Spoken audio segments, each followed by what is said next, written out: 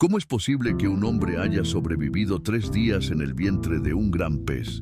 ¿Fue un milagro, una metáfora o un mensaje que el tiempo no ha logrado silenciar? Cuando escuchamos la historia de Jonás, nuestra mente moderna busca explicaciones. ¿Acaso fue una excepción de la biología, una suspensión de las leyes naturales? Pero tal vez la pregunta más importante no es cómo, sino para qué. ¿Qué quiso decirnos Dios al permitir que un profeta huyera, fuera tragado por un pez y aún así tuviera una segunda oportunidad? ¿Cómo sobrevivió Jonás en el vientre del gran pez? Una lección de fe que no puedes ignorar. Porque esta historia no es solo un relato antiguo, es una señal, una advertencia y sobre todo, una esperanza para quienes han caído en lo más profundo de su desesperación. Hoy te invito a sumergirte en esta historia sagrada, no con los ojos de la lógica moderna, sino con el corazón dispuesto a escuchar lo que el Espíritu quiere revelar. En el libro de Jonás, uno de los textos más breves pero intensos del Antiguo Testamento, se nos narra la historia de un hombre llamado a proclamar el juicio de Dios sobre la ciudad de Nínive. Sin embargo, Jonás, lejos de obedecer, huye. Toma un barco rumbo a Tarsis, la dirección opuesta. En otras palabras, decide escapar del llamado divino. Pero ¿puede realmente alguien escapar de Dios? Mientras navega, una tormenta sobrenatural sacude la embarcación. Los marineros, aterrados, claman a sus dioses. Jonás duerme en lo profundo del barco, ajeno al caos.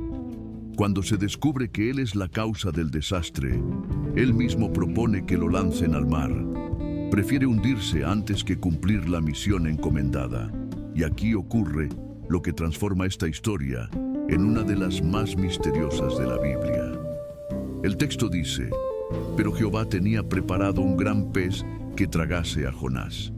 Y estuvo Jonás en el vientre del pez 3 días y 3 noches. Jonás 1:17.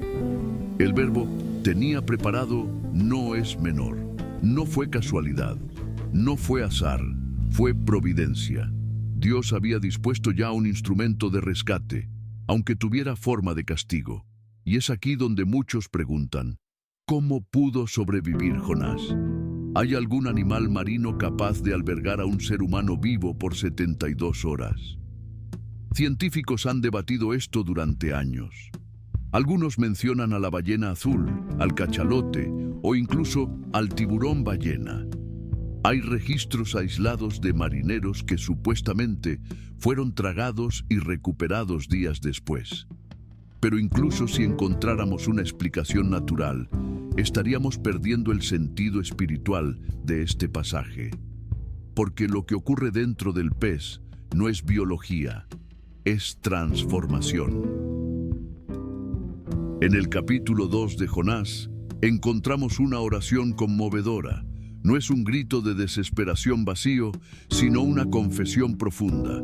Desde las entrañas del pez, que simbólicamente son también las entrañas de la tierra, del dolor, del juicio, Jonás clama: desde el seno del Seol clamé, y mi voz oíste.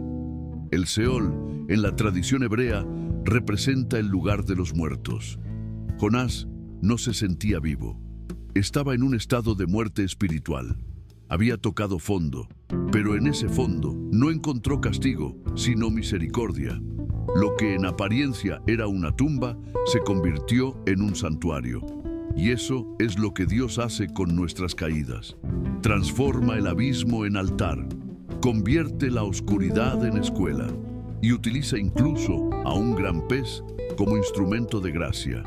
Durante 3 días y 3 noches, Jonás permanece allí. Y ese número no es casual. Jesús mismo, siglos después, lo usaría como señal de su propia muerte y resurrección. En Mateo 12:40, Cristo dice: porque como estuvo Jonás en el vientre del gran pez 3 días y 3 noches, así estará el Hijo del Hombre en el corazón de la tierra 3 días y 3 noches. Jonás no solo fue un profeta rebelde, fue también un símbolo profético, una prefiguración de Cristo. Y al tercer día, el pez vomita a Jonás en tierra firme, no suavemente, no con elegancia. Lo expulsa, porque el proceso ha terminado, el corazón ha sido quebrantado, y ahora el hombre que una vez huyó camina hacia su destino. Jonás va a Nínive, proclama el mensaje, y la ciudad, en un giro impresionante, se arrepiente. Desde el rey hasta el más humilde, todos ayunan y claman a Dios. El juicio es detenido, la misericordia vence. Pero volvamos a la pregunta inicial.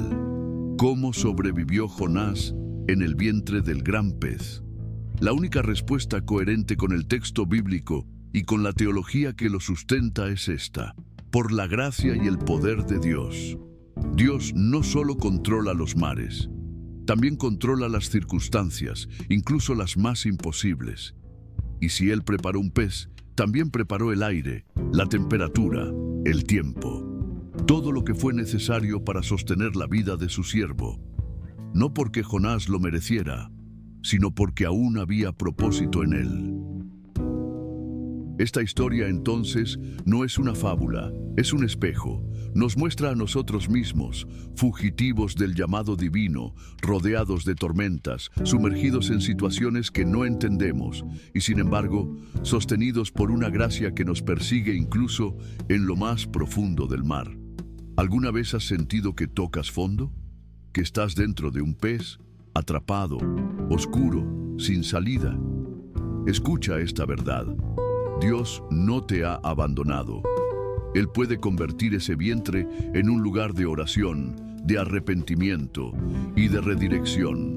Jonás salió de allí con una nueva visión, no solo del mundo, sino de sí mismo. Entendió que la obediencia no es un castigo, sino un privilegio, que el amor de Dios no se retira cuando fallamos, sino que nos busca, nos alcanza y nos transforma.